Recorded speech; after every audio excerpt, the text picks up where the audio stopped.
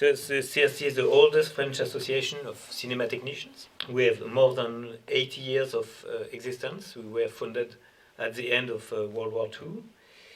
And we count now more than 750 members, all women and men from the technical professions. And we have three missions. So the first one is to share good practices. And we can do that with white papers, for instance. HDR glossary have been published recently, for instance, on technical recommendations. And I will speak more about this a bit later. The second mission is to advise professional and public authorities. When we say public authorities in France, you heard CNC pretty soon, but that's not the only one. And we do some training, we organize some training too. And the first one is promoting the various image and sound professions. So we have a journal called La Lettre de la CST, so the CST letter, that's not totally original, but you could know where it's come from. We organize conferences, and my colleagues are doing some interviews for social networks too. And last but not least, we are the house of associations, Maison des Associations in French, and we are happy to host Arsenico, for instance. So I will take as an example, as a technical recognition example, the CST RT011, because when we are doing some formal documents, we like to put numbers on it. And this one is dedicated to cinema shooting stages, but the title changes. I will explain that a bit later. So that's one of our oldest recommendation. The first formal archive we found was from 1995, but probably there are some previous work from CST on the topic early 50s already. But why is that the number 11, would we say? It's because in 2001 we renumbered all our recommendations, and this one became the 011 one. So we have about 50 documents now from RT001 on acoustics to current RT050, which is on SMPTE ST 2110 33 subtitles. So probably your favorite subject. So to organize the work, we have many departments at CST. So obviously, the last recommendation I took about is from the broadcast department. And this one is more about production and realization. So, let's speak more about what is a technical recommendation. So, in the standardization area, there are many levels of documents with different enforcing value, so to say. So at all level, we do recommendation. So it's some kind of good advices, good practices in a document. On a more formal level, you can have some sectorial standard that we call standard de facto. SMPTE is doing some kind of standard in this area for the audiovisual sector, for instance. And then we have standard de jure in English. It's easier in French because we have two words. We have the word standard for the standard de facto and the word norms for the standard de jure. But in English there is only one word, so it's sometimes a bit confusing. And the norms are done by agencies that are agreed by governments. So it can be national standards such as AFNOR standards or DIN standard in Germany. It can be European standard. It can be international standards such as ISO, IEC, or such kind of standards. So, we are doing technical recommendations, and we are participating to AFNOR, to ISO for more formal and more normative documents. What we guarantee at CC is that we have a reproducible procedure under the supervision of a board, and this board is composed by cinema technicians itself. And the other point we can help is that we give access to a community, so we can find easily people participating in the writing of the recommendation. So for the CST-RT 011, there are, of course, if you speak about shooting stages, there are security issues, electricity issues, and that's not covered by the technical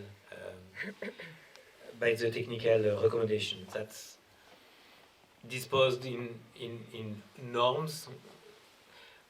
It's enforced by security law. It's not what we are trying to do. So the last move of the RT11, the first title was Cinema Shooting Stages, and the new title is Ergonomics of a Fiction Shooting Studio. And that's a bit why. It's because we focus on those aspects, on the collaboration of different professions in the same location. So I want to emphasize some important things related to recommendation, but that's true for standards too. A first big mistake we can find often is to try to do a standard or a recommendation before that practice is consecrated.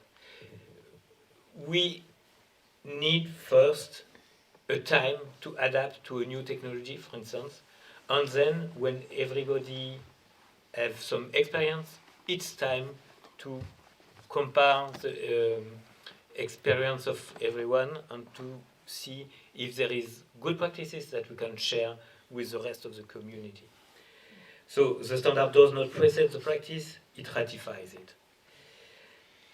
And in this specific area, I can emphasize something else. It's sometimes we have a new product and the manufacturer wants a standard or a recommendation saying we have to use this new product, and that's not a good way to do it.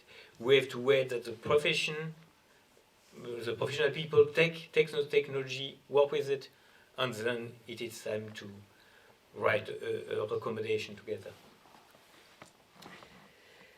So the standard enshrines the need to work together. We need standards or recommendation when we work together.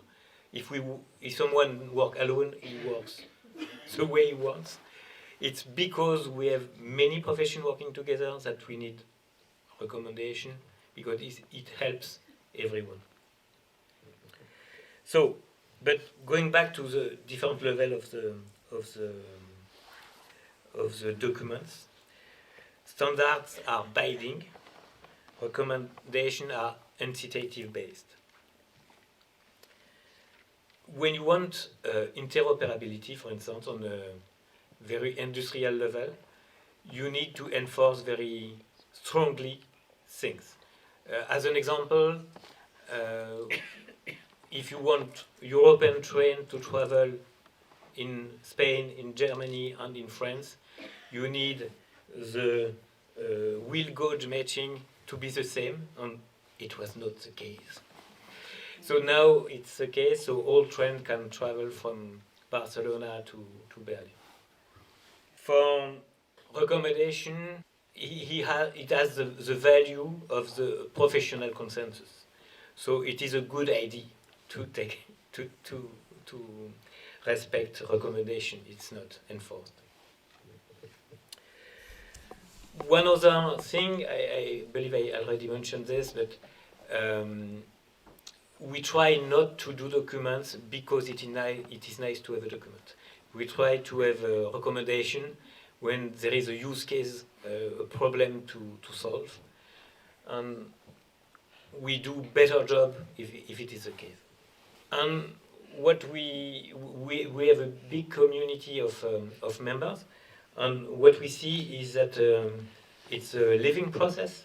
So when we do revision, sometimes it's not the same community exactly when writing the first release of the recommendation, and so new topics arrives. For instance, for this one, for the RT011, the sustainability and the eco-responsibility topic was not very accurate on the first release, and now it was something brought by the community that we have to address these topics.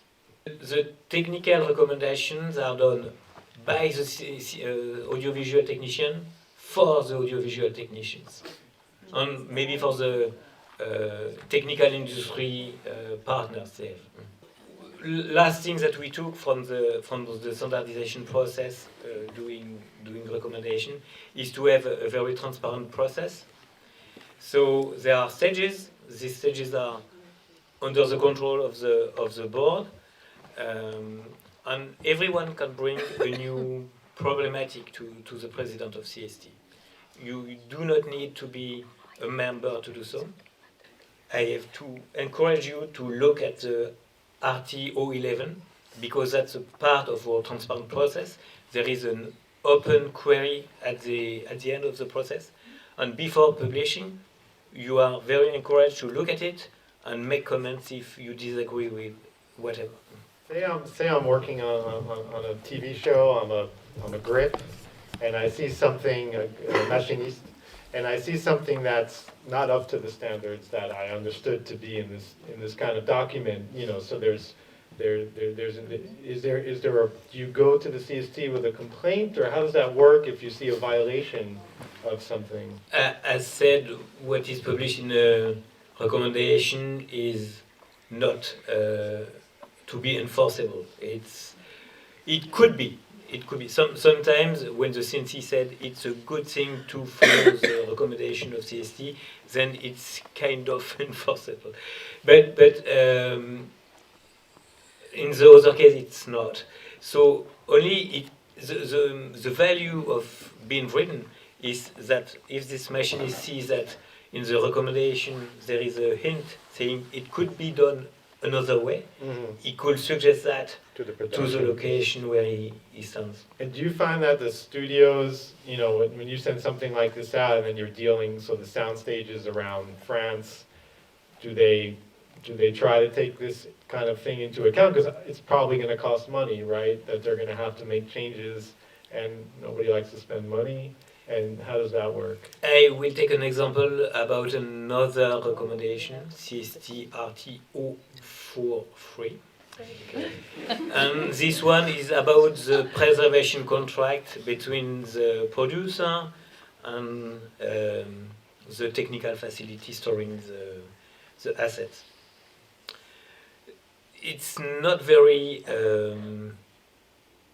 mandatory to follow it, but it's a good thing for the facility to revendicate that they are compatible with what is asked in the recommendation. So it becomes a kind of label. It's not really a label because there is no verification, but it's self-claimed to be compatible with the recommendation. So it has a great value as a reference to be followed. So if in that case, if you're a producer and you want to store, I mean, it used to be negatives, but now it would be, you know, hard drives or DCPs and this kind of material. You're gonna, these places, you know that they're up to the standards, and your stuff isn't going to disappear. Yeah, basically there is a lot of recommendation that you have to put in your contract, for instance, right. Saying that you need at least 2 copies, for instance, and that the copies should be separated at least by 30 kilometers. Right. So a lot of other if one recommendations. burns down, yeah, there's another one. Just in general about the CST, because I have a lot of friends coming in doing movies or TV shows in Europe, in France. How does it work for foreign productions? You know, when they're coming in, you have, you know, Emily in Paris and Netflix, you know, shooting in Paris. How does these kind of do they clash with these CST standards or recommendations, or is it they're working with French technicians, so they have to respect it? How does that work when you have foreign, non-French productions? I mean, the document is published on Netflix can access it if they want. I do Probably not know not. if they do so. The answer is no. No, I'm kidding. But sometimes we have some convergent standardization effort with Netflix. Yeah. For instance, Netflix asked for a delivery format called IMF, and we worked on the same standard. It's a multi-application standard, so there is a basis of this standard, and that there is some applications for specific uses.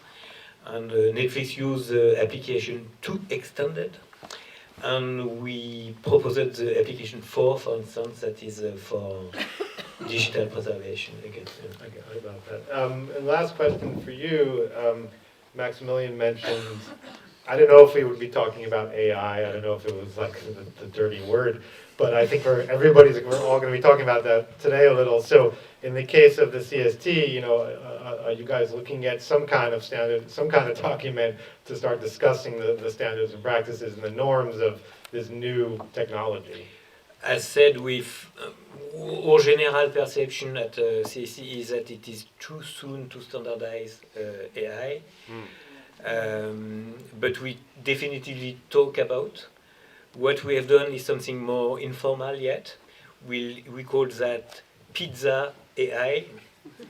So you come to CST, we eat pizza together, and we speak about one topic or the other. And we have a lot of success on it. I know that there are some efforts done in the standardization way.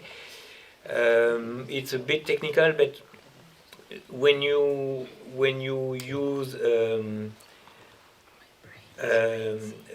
particular AI system and a LLM in particular, each concept has a kind of vector associated to him, and as we exchange data, one of the problems is if you give one vector without saying which AI it compares with, then it has no meaning at all. So there are some tries today to describe which specific AI system is used and what does this specific vector mean in this specific context. But So that's very, very specific. And you guys are going to wait a little to see how things evolve before trying to recommend or make a document. Yeah, we had a discussion with a lot of people saying it's too early. Even if we try to do a lettre de la CST on the topic, and that we said it will be published in September, and we were in May, and all people said, okay, I do not publish anything, because if it is only in September, in 4 months the reality of AI will change from all to all. So. Gotcha. Just one, is it real pizza or AI pizza? Oh no, that's real pizza that we can eat. Okay. Thank you very much.